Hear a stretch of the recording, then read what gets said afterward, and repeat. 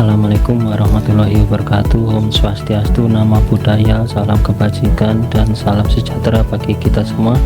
Perkenalkan, nama saya Muhammad Firmansyah. Saat ini saya mengemban amanah sebagai dosen dengan latar belakang apoteker yang mengajar di program studi S1 Pendidikan Dokter Fakultas Kedokteran Universitas Sriwijaya.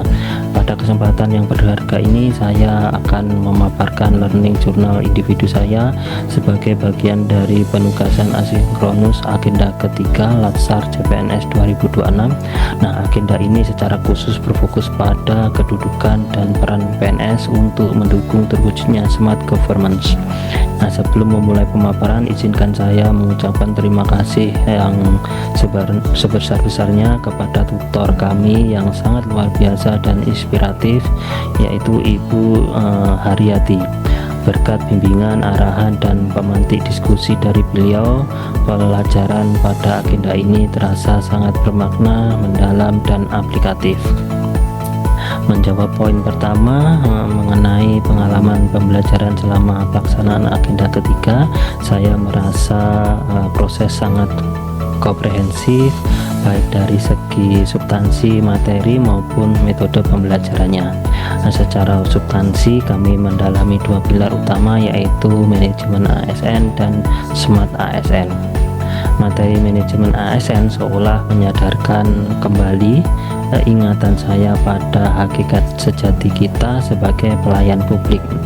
Kami membedah lebih dalam mengenai kedudukan, peran, hak, kewajiban, kode etik, hingga urgensi penerapan sistem merit. Sedangkan pada smart ASN kami dibekali instrumen menghadapi era disrupsi melalui 4 pilar literasi digital. Ada digital skill, digital culture, digital etik, dan digital safety. Nah, secara proses pembelajaran ini terasa sangat dinamis dan tidak membosankan, baik saat fase asinkronus ketika kami mengeksplorasi modul secara mandiri maupun saat tatap muka virtual atau sinkronus bersama Ibu Haryati. Beliau tidak hanya sekedar mentransfer pengetahuan teoritis, tetapi juga sukses mengajak kami berpikir kritis melalui diskusi interaktif dan bedah kasus nyata. Kami diajak melihat realita birokrasi saat ini.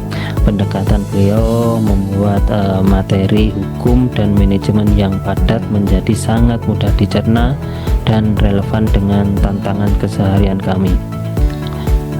Selanjutnya, apa yang menjadi eye opener atau momen pencerahan paling berkesan bagi saya selama mengikuti pelajaran agenda ketiga ini? Hal yang paling merombak wawasan saya adalah kesadaran bahwa digitalisasi birokrasi bukanlah sekedar memindahkan dokumen fisik menjadi file komputer. Smart ASN sejatinya menuntut transformasi mindset dan kultur kerja.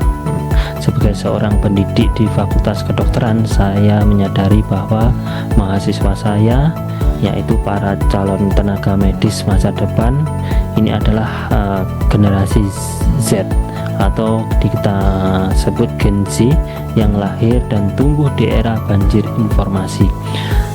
Eyes opener bagi saya adalah jika saya sebagai dosen tertinggal dalam literasi digital, terutama terkait etika dan keamanan digital. Saya tidak akan mampu membimbing mereka menghadapi landscape medis modern seperti maraknya telemedicine, pemanfaatan AI dalam diagnosis atau pengelolaan rekam medis elektronik yang rahasia. Nah, pencerahan besar lainnya adalah mengenai penerapan sistem merit. Nah, konsep ini menampar ego sekaligus motivasi saya secara profesional.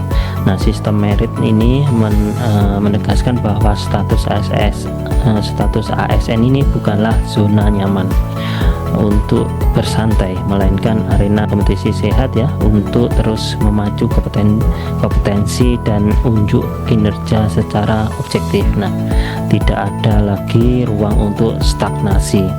kita dituntut menjadi pembelajar sepanjang hayat ya. Beranjak ke poin ketiga, dalam mata pelatihan agenda ketiga ini, komitmen apa yang ingin saya terapkan di lingkungan kerja saya di Fakultas Kedokteran Universitas Sriwijaya.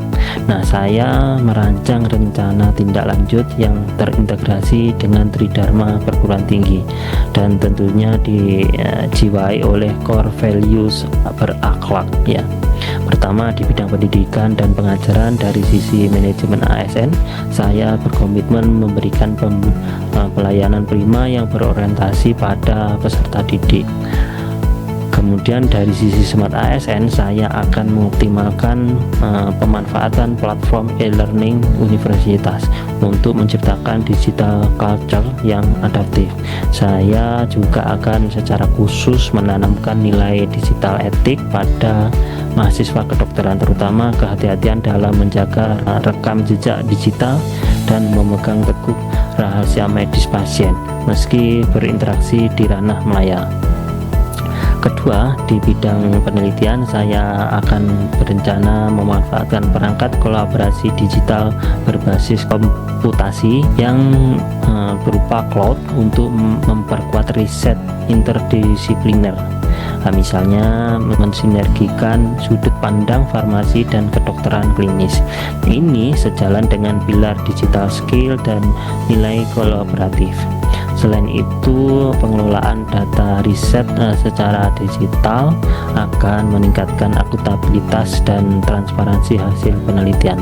Ketiga, di bidang pengabdian kepada masyarakat, saya ingin mengedukasi masyarakat secara luas untuk proaktif memerangi hoax atau hoax kesehatan yang sering beredar di grup obrolan atau chatting ya, mengajarkan masyarakat cara menyaring informasi medis yang valid adalah wujud nyata penerapan digital safety sekaligus manifestasi nilai harmonis dalam melindungi masyarakat dari bahaya misinformasi medis. Sebagai penutup, pembelajaran agenda ketiga ini telah meletakkan fondasi pijakan yang sangat kokoh bagi saya untuk melangkah sebagai ASN yang profesional, berintegritas, dan berwawasan global. Sekali lagi, apresiasi dan terima kasih yang tak terhingga kepada Ibu Haryati atas ilmu, dedikasi, dan teladan yang telah diberikan. Semoga kita semua senantiasa diberikan kemudahan dan menjalankan amanah, terus bangga melayani bangsa, dan sukses transformasi menjadi smart ASN. Akhir kata, saya mohon maaf apabila terdapat tutur kata yang kurang berkenan. Wabillahi taufik wal hidayah. Wassalamualaikum warahmatullahi wabarakatuh. Terima kasih.